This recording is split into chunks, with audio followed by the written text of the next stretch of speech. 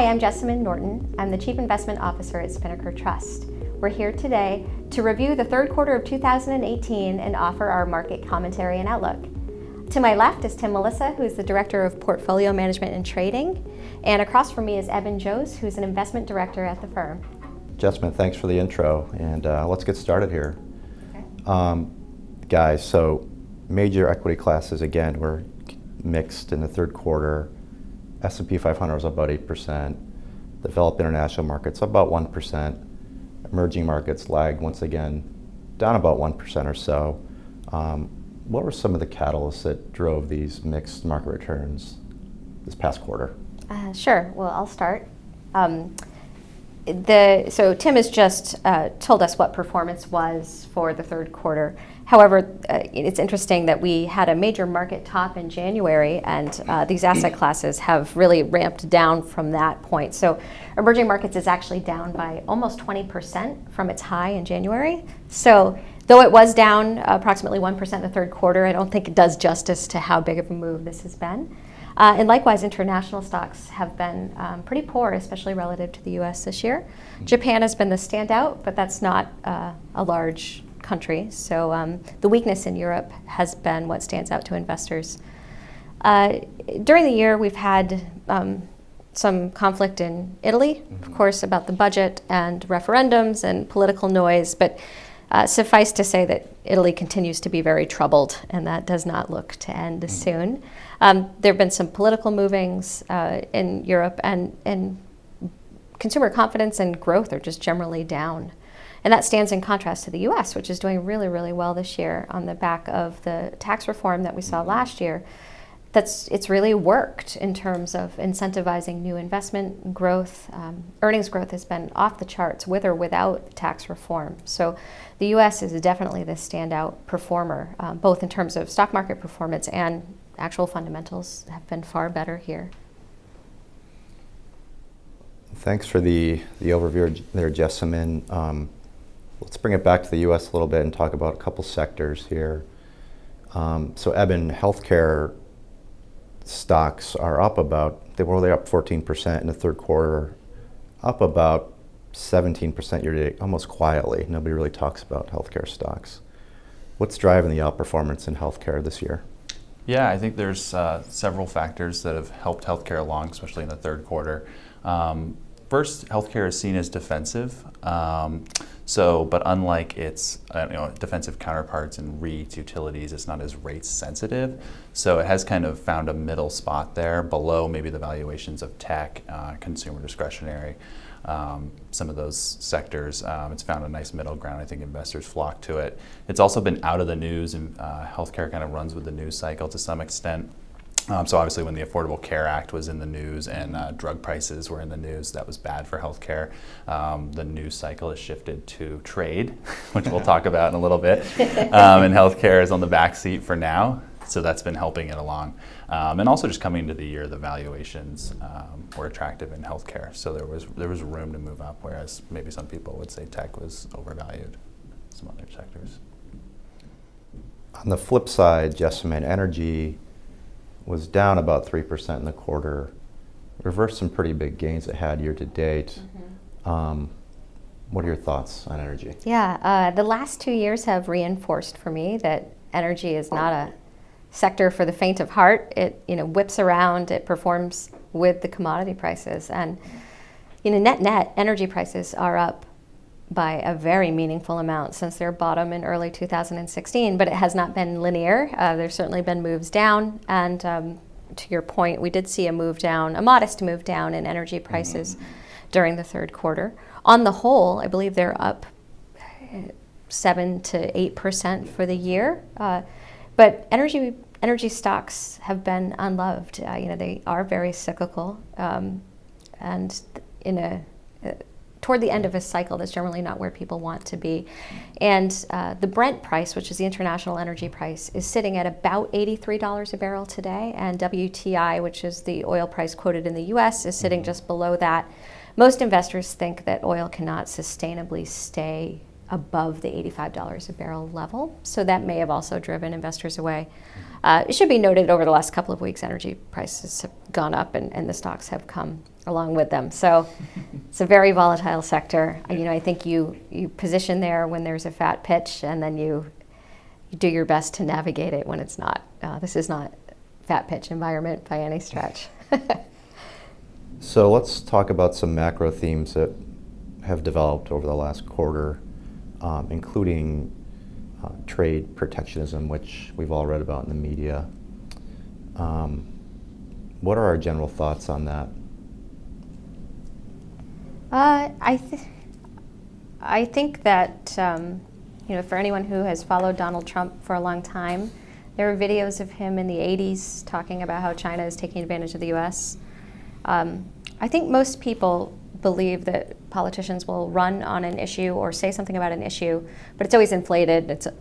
They say that in order to get voted in. This is a very different candidate than we've ever had, a very different president than we've ever had, and he's proven to be incredibly serious about the China issue. Mm-hmm.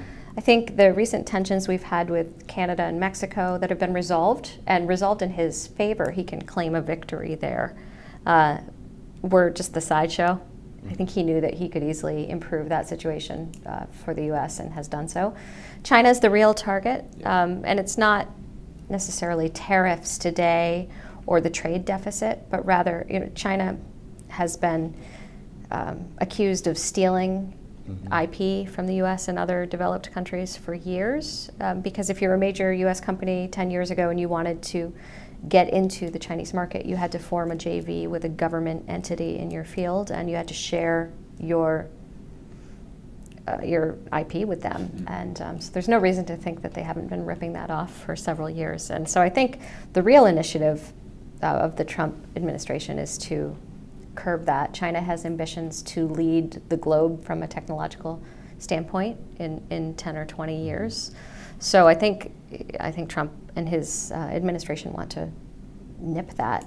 And also, I'd point out that his two major trade advisors are very, very hawkish. They have a history of being very aggressive on trade, and they seem to be leading him on that. And they don't seem to be backing down. So we just implemented a 10% tariff on most Chinese imports. The original threat was 25%. Yes. Most seem to think, and I agree, that if there's no progress made, that 25% will be applied in January. So that's pretty bad. Yeah, it is. We'll also see, I think it's important to point out, we'll also see how long Trump's administration can stick with this strategy, right? Yeah. The election's coming up in the U.S., and I think as Jessamyn's pointed out before, China has a much longer timeline due to the way their government is set up. They can wait it out. They can see if Trump can actually continue his policies. So it's interesting that kind of brings up the election and how important that may be for some of these things. But okay, China's clearly holding its fire, or its retaliation, if you will, until they see the outcome of the midterm elections. So it's certainly tense, and it's been interesting. I think it will get more interesting. That's one way to put it. So obviously we've been in this business cycle for a long time. We're in the 10th year, but every day we read about market strategists or economists calling for the end of this cycle and perhaps even a recession. But we know that their track record of this is pretty terrible. There are data points showing that the U.S. economy actually is pretty strong. Can you touch base with us on the U.S. economy, and is there actually strength right now? There's definitely strength right now. I will say, obviously, equity markets, they will lead. So equity markets are more focused on what's going to happen in the future. So while markets are very strong now, people are already thinking about, well, what are earnings going to be like in 2019? Where's the consumer going to be in 2019? But right now, absolutely, earnings growth is very high. Profit margins are very high. Obviously, the tax cut helped things out there. And the consumer is very strong. Consumer sentiment's at an all-time high. A lot of the other soft economic indicators, the surveys, the small business surveys, CEO confidence, these are all very high. So yes, the U.S. economy is definitely on firm footing right now. Mm-hmm. Yeah, it's surprisingly strong. As Eben pointed out, the soft and hard data are both incredibly strong. Manufacturing measures had been through the roof and have only just recently fallen a little bit, but on an absolute basis, by any measure, are incredibly strong. So, the consumer is great. Unemployment is very low. Wages are growing. It's really an impressive trifecta. Now, we don't know if the catalyst for this was the tax plan, or if eventually growth would have resumed in this fashion. But it's been great, and we'll take it. Yeah. Also, there's been a lot made about long-term valuations and what they portend for returns over the next 10 years. That's a separate subject, but right now, given this growth, valuations are really, really reasonable in the U.S. and especially across the globe. Mm-hmm. Well, on the flip side of that, there are some legitimate fears about market development since the financial crisis. Can you guys talk about some of those fears that we're seeing now? Sure. The first fear is probably that this can't get any better. People who are involved in financial markets are a skeptical bunch, but these data points are sky high, and historically, when they've reached these type of levels, they have fallen from here. I think they will fall from these levels. The key is, do they fall rapidly and fall out of bed, or do they just decline gradually where things still remain very, very strong? I mean, that's the critical distinction. Over the long term, there have been a lot of changes over the last 10 years, as you point out. If leverage and the housing market caused the last recession, those two things are not a problem now. The housing market has its own struggles, but it is not over-levered or challenging. The banks are well capitalized. The problem now is just corporate debt generally and sovereign debt, which means government debt. Because interest rates had been so low for so long, companies and governments across the world had taken on a tremendous amount of debt at really low rates. So that's fine right now because interest servicing is still at a reasonable level. But if you assume that rates will rise and that the bonds will have to be re-upped and reset, it'll be very difficult to service that debt at much higher interest rate levels. So that's the primary concern. The debt sits on the balance sheets today. Today it is manageable, but all debt has to be rolled over. So just to touch back on the indicators that you referred to, so there are 20 of them. We have a plan in place for if half of them, so 10 are flashing the danger signal, and right now we are just shy of that level. Almost all of our metrics have been slowly worsening over time, but on an absolute basis, they're not at scary levels. So as you point out, we just monitor them when the data points roll in, which is generally monthly. And in terms of the outlook for fourth quarter, I mean, I guess hang on to your hats, right? It's the fourth quarter of the year. October is historically volatile. We have a midterm election that will have a very big impact. And a lot of cross currents in the market. So many things happening. The economy is still strong and valuations are reasonable. I mean, you could certainly make the case that this could go on for another year or so. The points that we mentioned that are scary or negative have been in place for several years. I mean, these are long-term points. It doesn't mean that they will start to impact markets this year. However, Eben mentioned that markets are forward-looking generally by a year or 6 months. So most people on TV seem to think that the recession will come in 2020. And if that's the case, then the market should roll at some point in 2019. It might be early, it might be late. But as you pointed out earlier, generally these people are wrong. So Yes, perhaps they are too early or they're too late. Better to be early than late. Right. Well, so we're watching it closely.